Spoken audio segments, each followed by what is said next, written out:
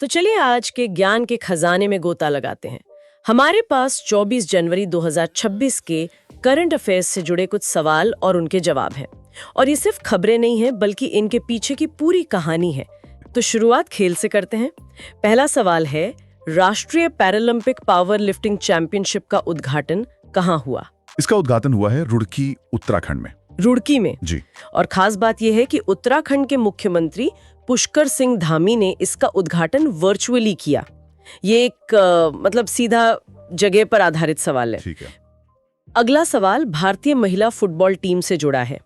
Team का नया मुख्य कोच किसे नियुक्त किया गया है?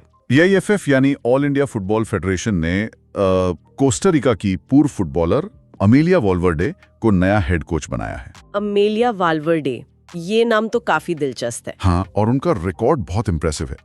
वो कोस्टारिका टीम की कप्तान रहते हुए अपनी टीम को 2015 और 2023 मतलब 2 बार फीफा महिला विश्व कप तक ले गई थी। अच्छा, तो भारतीय टीम से जुड़े और क्या तथ्य दिए गए हैं? हाँ, इसमें बताया गया है कि भारतीय महिला टीम की मौजूदा कप्तान आशालता देवी हैं और साथ ही पुरुष टीम के कप्तान गुरप्रीत सिंह संधू और हेड कोच खालिद जमील का भी जिक्र है। और AIFF के बारे में भी थोड़ी जानकारी है। इसकी स्थापना 1937 में हुई थी।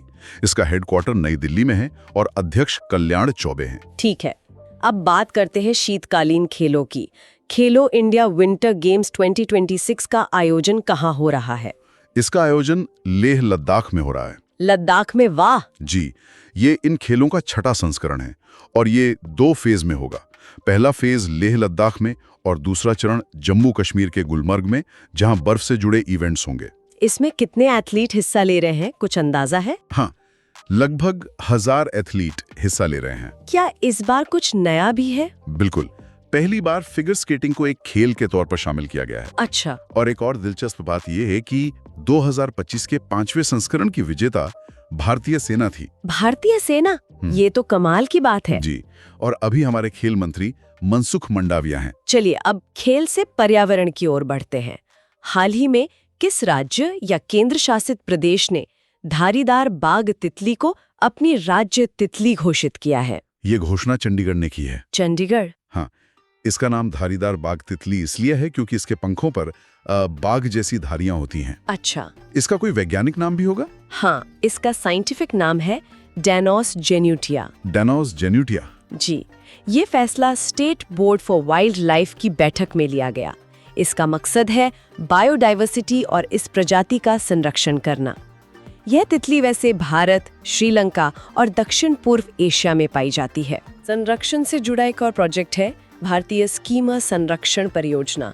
ये किस नदी बेसिन में लॉन्च की गई है? ये गंगा नदी बेसिन में लॉन्च हुई है। गंगा में? हाँ, इसे बॉम्बे नेचुरल हिस्ट्री सोसाइटी यानी BNHS और national mission for clean Ganga NMCG मिलकर चला रहे हैं। भारतीय स्कीमर को स्थानीय तौर पर पंचराभी कहते हैं और IUCN की लिस्ट में ये संकटग्रस्त यानी एंडेंजर्ड है। एक मिनट, संकटग्रस्त मतलब इनकी आबादी बहुत कम हो गई है? बहुत ज्यादा। दुनिया में इनकी कुल आबादी सिर्फ 4000 के करीब है। सिर्फ 4000? हाँ, पूरी दुनिया में। हाँ। और उससे भी बड़ी बात यह है कि उसका 90% हिस्सा भारत में है। अरे बाप रे। तो इस पक्षी का भविष्य पूरी तरह हम पर निर्भर करता है।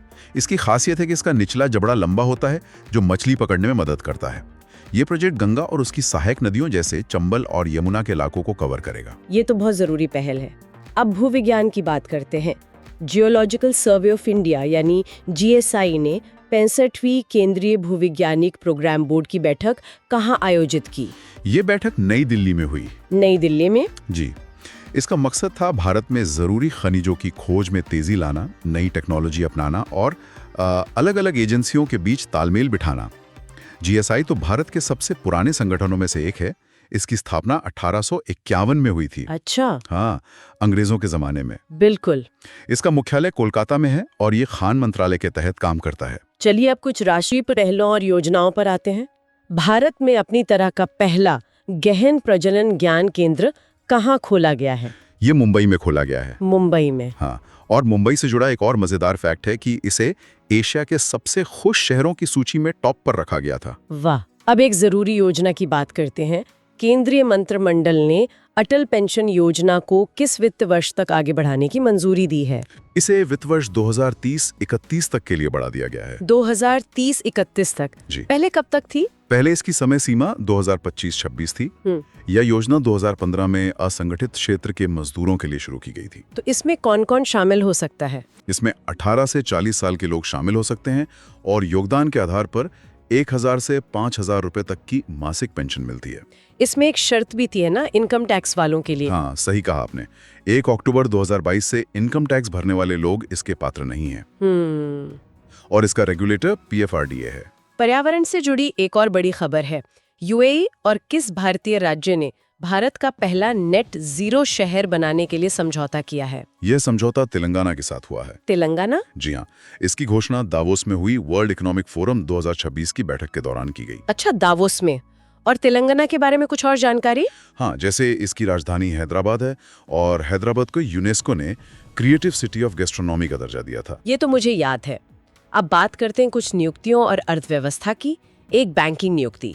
हाल ही में HDFC बैंक के पूर्णकालिक निदेशक के रूप में किसे नियुक्त किया गया? ये नियुक्ति केजाद भरूचा की हुई है। केजाद भरूचा? जी, ये एक सीधी व्यक्ति आधारित जानकारी है। ठीक है।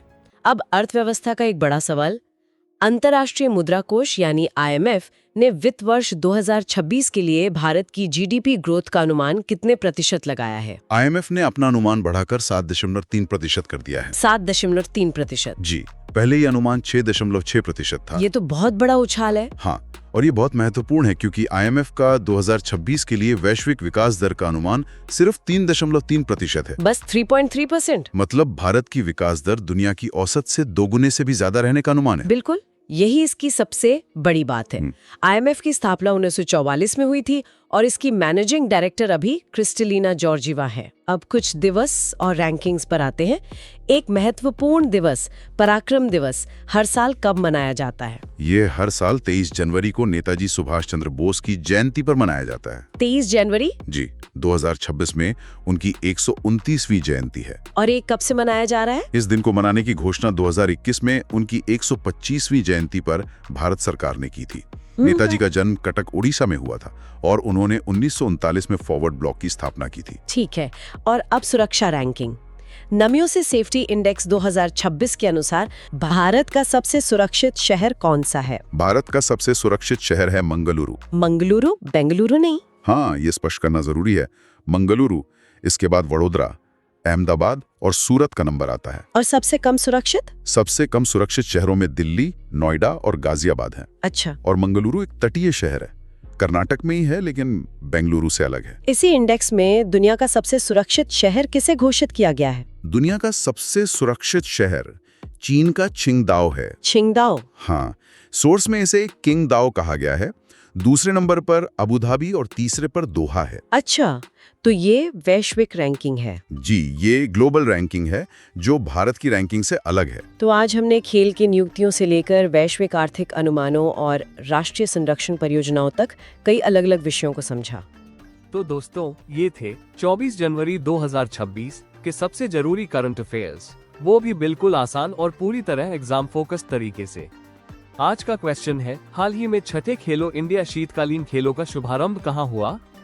Where were the 6th Khelo India winter games inaugurated? इस क्वेश्चन का राइट आंसर क्या होगा? कमेंट जरूर करें। अगर वीडियो अच्छा लगा हो तो लाइक करें, अपने दोस्तों के साथ शेयर करें और चैनल को सब्सक्राइब जरूर करें। इस सेशन का PDF डाउनलोड करने के लिए हमारे टेलीग्राम चैनल से अवश्य जुड़े, QR कोड स्कैन करके, या फिर लिंक डिस्क्रिप्शन और पिंड कमेंट में है। मिलते हैं नेक्स्ट सेशन में। Till then, keep learning, keep growing. Thank you.